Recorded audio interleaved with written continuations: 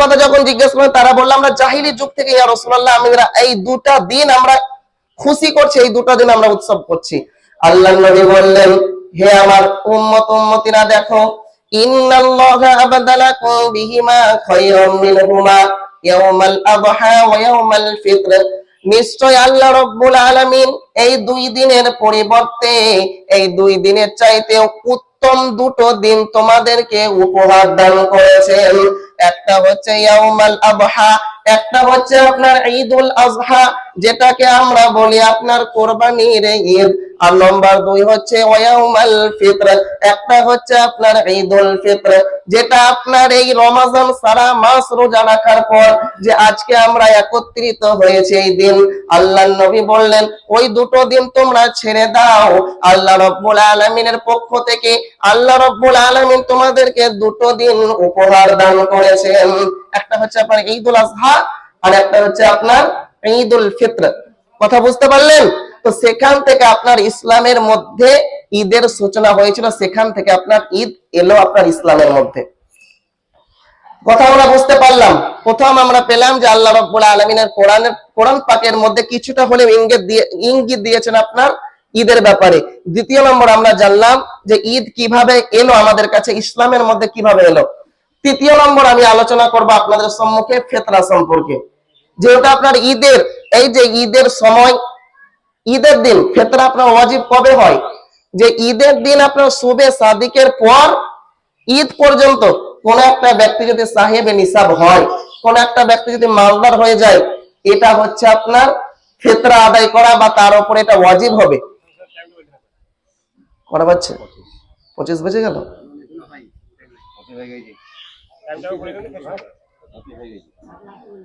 তো দেখুন আর মাত্র আপনার 5 মিনিট সময় আছে। যিনারা এখনো পর্যন্ত আসেননি ময়দানের মধ্যে, তিনারা আপনার চলে আসুন।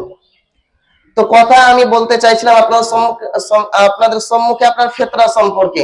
তো দেখুন গত সপ্তাহে আমার আলোচনার বিষয় ছিল, কিন্তু যেহেতু কোনো কারণে আপনার আলোচনা করা হয়নি, তা আমি কিছুটা হলেও আপনাদের সম্মুখে বলছি এই ফিতরা সম্পর্কে। প্রথম নম্বর আমরা জানবো যে ফিতরা আমাদের উপরে ফরজ, ওয়াজিব, সুন্নাত না মুস্তাহাব কোনটা, সেটা আমরা জানবো। জানার জন্য হাদিসের কিতাব খুলুন। হাদিসের কিতাবের নাম হচ্ছে বুখারী শরীফ, হাদিস নম্বর 1509। আল্লাহর নবী কি বলেন? ইবনে উমর রাদিয়াল্লাহু আনহু হাদিসটি বর্ণনা করেন। عن ابن عمر رضي الله عنهما أن النبي صلى الله عليه وسلم أمر بزكاة الفطر قبل خروج الناس إلى الصلاة। ইবনে উমর রাদিয়াল্লাহু আনহু হাদিসটি বর্ণনা করেন যে রাসূলুল্লাহ সাল্লাল্লাহু আলাইহি ওয়াসাল্লাম লোকদেরকে ঈদের নামাজে যাওয়ার আগে আগে ফিতরা দেওয়ার নির্দেশ দিয়েছেন। কখন বলুন? কথা বুঝতে পারছেন না? ঈদের নামাজে যাওয়ার আগে আগে। তো একটা জিনিস আপনি মাথায় রেখে দেন সারা জীবনের জন্য, আল্লাহর নবী যেটা আপনার নির্দেশ দেন সেটা আমার আপনার উপর মানা হচ্ছে ওয়াজিব। কি বললাম? ওয়াজিব। তাহলে আমরা পেলাম আপনার হাদিস থেকে যে এই যে ফিতরার ব্যাপার, এটা আমাদের প্রত্যেকের উপর, প্রত্যেকের না, একটা জিনিস মনে রাখবেন, জিনাদের উপর যাকাত ফরজ, তিনাদের উপর আপনার এই সদকাতুল ফিতর আদায় করা তিনাদের উপর ওয়াজিব। আপনাদের উদ্দেশ্যে বলছি, আপনারা অতি অবশ্যই আপনার ঈদগাহ ময়দানে চলে আসুন। আর বেশি টাইম নেই, এখন 7:26, 7:30 সময় আমাদের জামাত শুরু হয়ে যাবে ইনশাআল্লাহ।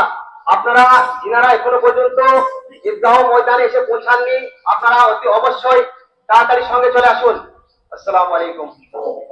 আমরা পেলাম যে আমাদের আপনার ঈদের নামাজে যাওয়ার আগে আগে ফিতরা বার করা এটা আমাদের উপর কর্তব্য।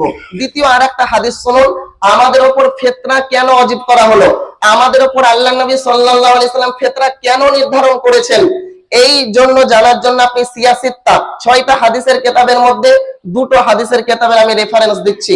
নাম্বার 1 আবু দাউদ শরীফ হাদিস নম্বর 1609, নাম্বার 2 ইবনে মাজাহ শরীফ হাদিস নম্বর 1827। বর্ণনা করছেন হাদিসটি আব্বাস রাদিয়াল্লাহু আনহু। আন ইবনে আব্বাস রাদিয়াল্লাহু আনহুমা আন্নাহু ক্বাল ফারাদা রাসূলুল্লাহ সাল্লাল্লাহু আলাইহি ওয়াসাল্লাম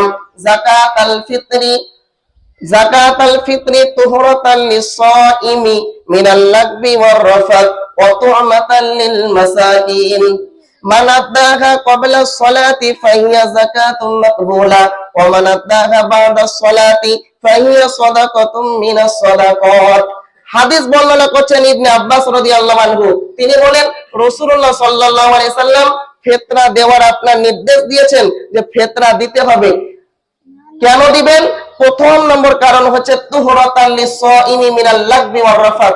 এই যে আপনি সারা মাস রোজা রাখলেন, রোজা রাখার যে আপনার একটা কর্তব্য ছিল আল্লাহ রাব্বুল আলামিনের পক্ষ থেকে, যে রোজা রেখে তুমি এই করতে পাবে না, ওই করতে পাবে না। আবার আমাদের কি হয়, আপনার মুখের দ্বারাতে কোনো আপনার অশালীন আচরণ হয়ে যায়, কোনো আপনার খারাপ কথা বের হয়। এই যে আপনার আমাদের ভুল ভ্রান্ত হয় এই রোজা রেখে, এই আপনার ভুল, এই ভুলের আপনার রোজার কাফারা স্বরূপ আপনার আমার উপর আপনার ফিতরা ওয়াজিব করা হয়েছে। প্রথম নম্বর বুঝতে পারলেন। দ্বিতীয় নম্বর, আল্লাহর নবী আপনার আমার উপর ফিতরা কেন ওয়াজিব করেছেন? ওয়াতুমাতাল লিল মাসাকিন। আরে তোমাকে তো আল্লাহ রাব্বুল আলামিন ধন সম্পদ দিয়েছেন, তুমি তো ঈদগাহাতে তুমি তো নতুন কাপড় পরে যাবে, তুমি তো ঈদের দিনে অনেক তুমি ভালো মন্দ করে খাবার খাবে, কিন্তু গরিবরা তারা কি করবে?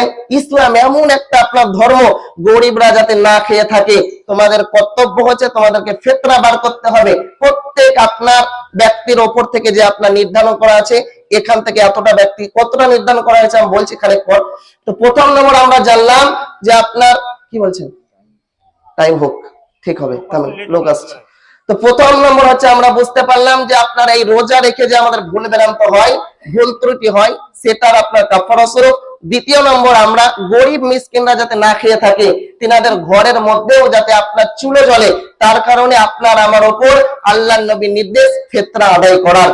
আল্লাহর নবী বলেন মান আদাহা ক্বাবলা সলাতি ফাহিয়া যাকাতুম মাকবুলা। যে ব্যক্তি আপনার কি করলো, ঈদের নামাজের আগে আগে আপনার ফিতরা আদায় করলো, আল্লাহ রাব্বুল আলামিন সেই ফিতরাকে সদকাতুল ফিতর হিসেবে আল্লাহ রাব্বুল আলামিন কবুল করে নেন। বুঝছেন? তো আপনার কর্তব্য হচ্ছে যে আপনি আমি কি হয়েছে, আপনার ভালো পোশাক পরে ঈদগাহাতে আসছি, তার জন্য কর্তব্য যে ঈদের আগে আগে আপনার ফিতরা দিয়ে দেওয়ার। অনেকে বেশিরভাগ আমরা আপনার ফিতরা আদায় করেছি, ফিতরা আমরা দিয়ে দিয়েছি। তারপরে আপনার কর্তব্য হচ্ছে যেটা আমি বলছিলাম যে আপনার ঈদের আগে আগে দেওয়া, এটা আল্লাহর নবীর বাণী বা আল্লাহ রাব্বুল আলামিন সেটাকে আপনার সদকাতুল ফিতর হিসেবে কবুল করেন। আল্লাহর নবী তারপর বলেন ওয়া মান আদাহা বা'দা সলাতি ফাহিয়া সাদাকাতুম মিনাস সাদাকাত। আর যে বান্দা আপনার কোনো ঝামেলার কারণে, কোনো কিছুর কারণে আপনার নামাজের পূর্বে আপনার ফিতরা আদায় করতে পারলো না, তো সে ব্যক্তি যখন আপনার তার কর্তব্য হচ্ছে যে আপনার নামাজের পর গিয়ে আপনার যদি কোনো কারণে আদায় না করতে পারে, তার কর্তব্য হচ্ছে আপনার নামাজের পর গিয়ে আপনার ফিতরা আদায় করা। সেটা আপনার এইরকম সাধারণ সদকা হিসেবে কবুল হবে। যাই হোক, এর ব্যাখ্যা আরো আপনার অনেক আছে, তো সময় তো হয়ে গিয়েছে সময়। ডাকা হয়েছে 3 বার, আন্না। তো আর একটা জিনিস দেখুন, এই ফিতরা হিসাবে যেটা আপনার আলোচনা হচ্ছিল, আর একটা মাসআলা আপনারা মাথায় রাখুন, ফিতরা কতটা দিতে হয়।